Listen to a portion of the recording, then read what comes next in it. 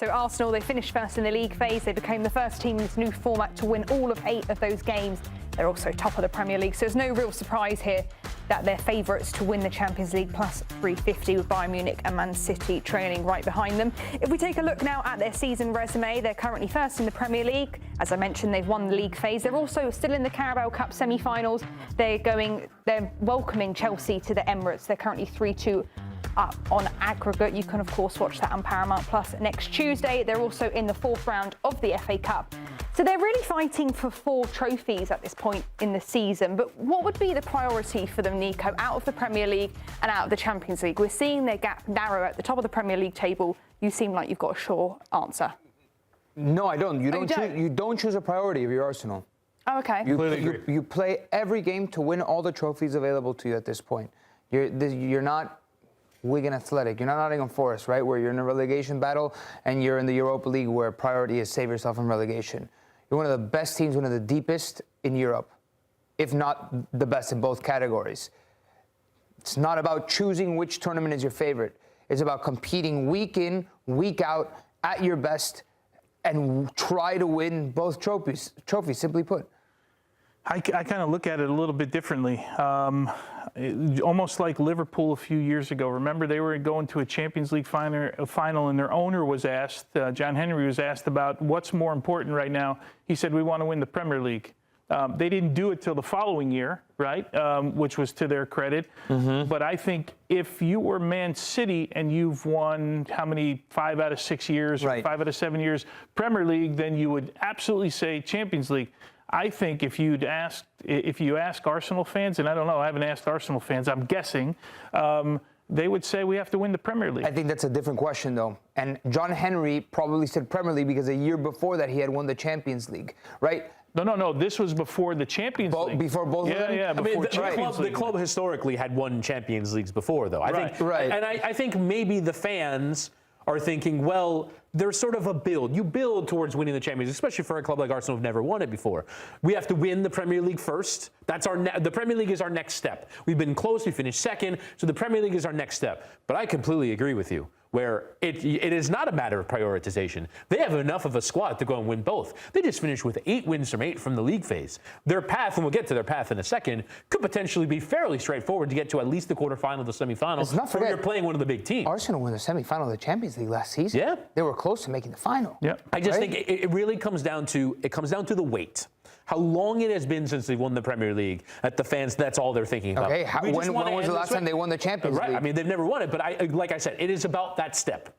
It's about, let's take this step first, and then once we're Premier League champions, then we'll worry about being Champions League champions. I think prioritizing is a question for Mikel Arteta. And I think in his mind, you take it game by game. Yeah, no doubt. Right? Of course you. And then what the fans want is a different question. I think the fans overwhelmingly, if you told them this one or this one, they would say Prem. But Mikel Arteta, you managed to win absolutely everything, right? And Arsenal's at that quality in Europe especially. Let me tell you something. I think it's an off year, both in Europe, both in the Prem. I think there are a lot of clubs who are way off the mark in the Prem. And that's why Arsenal are at the top, despite a couple of questions around the club at the moment. City's in an off year. Villa, all right. I don't think they're going to go neck and neck all the way to the end. Chelsea aren't there yet. Chelsea, United, Liverpool, all off. And in Europe, it's like beyond the Premier League, it's between Bayern, Barca, who I don't think have a sustainable way of playing to get into the Champions League final, and Real Madrid, and PSG, and I don't even think Real Madrid at this point. I think it's an off year for Real Madrid still, right? So they're there. Yes.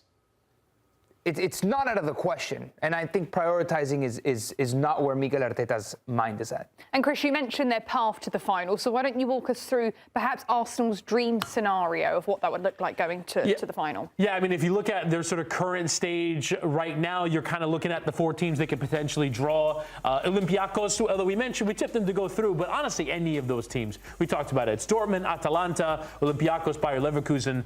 You make Arsenal not just favorites, but considerable favorites to get through to the quarterfinal from there. So I think in that knockout round, they'll be absolutely fine. Moving to the quarterfinal, I guess it would be Bodo Glimt in sort of a dream scenario that would take them beating Inter and then beating somebody else as well. Sporting. Right. I think. Or City, right?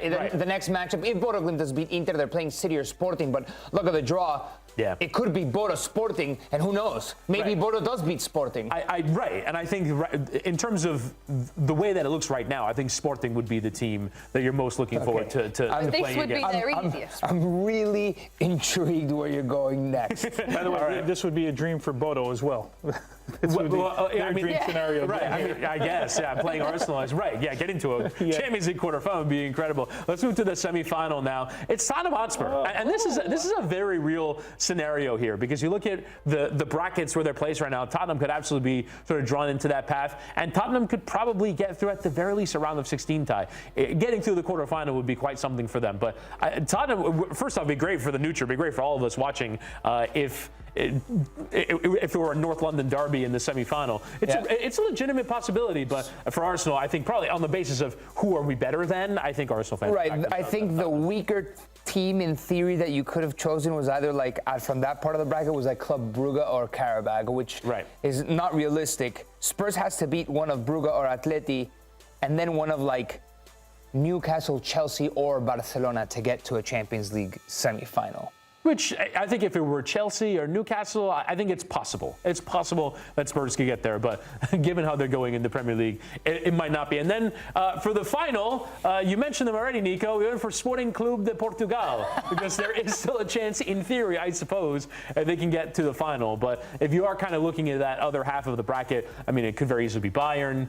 It could be very difficult. But I think this is this is a dream for a reason. So in this scenario, you've got Bodo Glimt beating Manchester City in the round of 16 of the Champions League. Well, this would be Arsenal's easiest path, but I think now we're going to be taking a look at their hardest path. Yeah. Witty, because it could get quite difficult for them. Yeah, I think it sort of depends on who of those teams right now in that knockout round that you're thinking of as sort of the strongest. We kind of talked about it sort of being a bit of a coin flip as we get now into that hardest path towards the Champions League final. We've gone for Borussia Dortmund as that team to play in the round of 16. This is largely for me based on pedigree, where you look at a Dortmund side that are obviously finalists from 2 seasons ago, that have the yellow wall behind them, that have some talent. Obviously, it kind of needs to come together under Nico Kovac. So let's move to the quarterfinal now. And the quarterfinal team that we picked is Manchester City, which would be an almighty tie, especially if this Premier League race gets any closer than it is right now. It's 4 points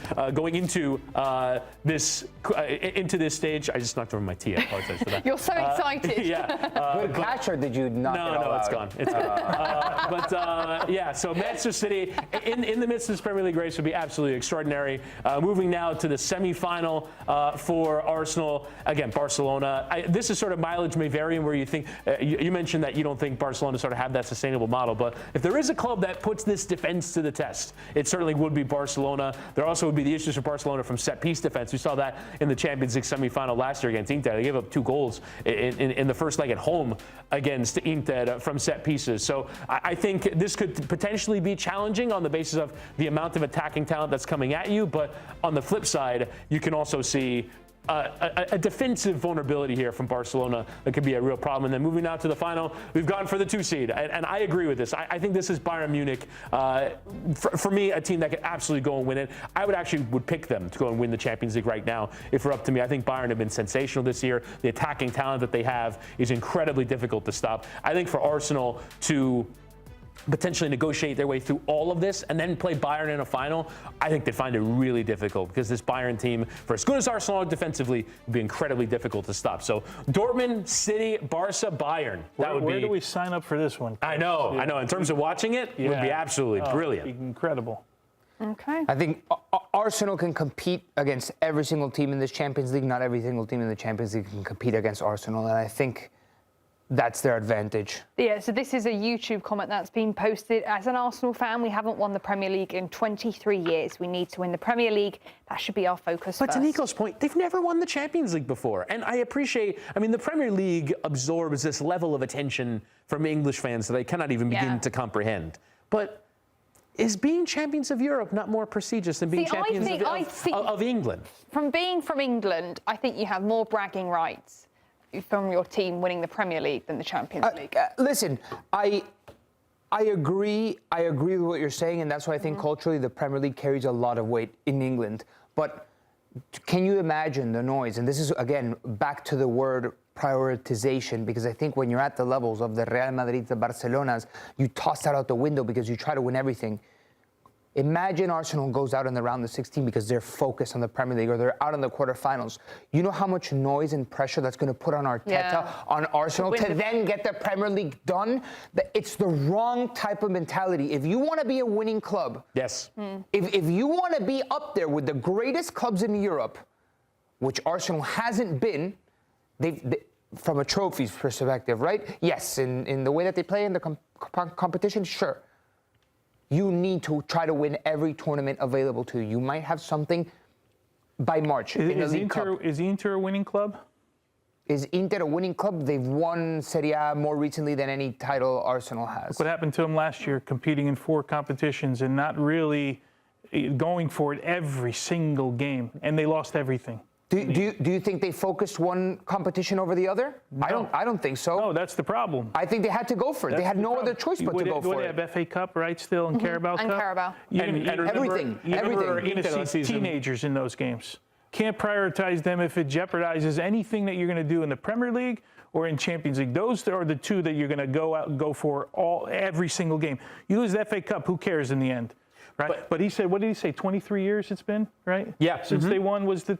Yeah, that's why. It's because it's. If you told me 3 years ago, Arsenal won the Premier League, right? I'd be like, okay, I can understand prioritizing the Champions League, right? But for me, I'm with you. I talk to English fans all the time. I've been on the radio for 15 years, listening to English fans tell me how big it is to win the Premier League. Yeah. Right. That's why I went that route. You know what the difference is? If you're Arsenal, I think you can lose the Champions League. You cannot lose the Premier League. That's a great way to put it. And especially in the current state and the state of the season where you had this big lead and now it's starting to dwindle. But what I worry about Mikel Arteta oftentimes, in crunch time, plays not to lose instead of playing to win. And I think that's been the knock on Arsenal over these last couple of years. So that's, rather than a priority, the balance that Arteta has to have.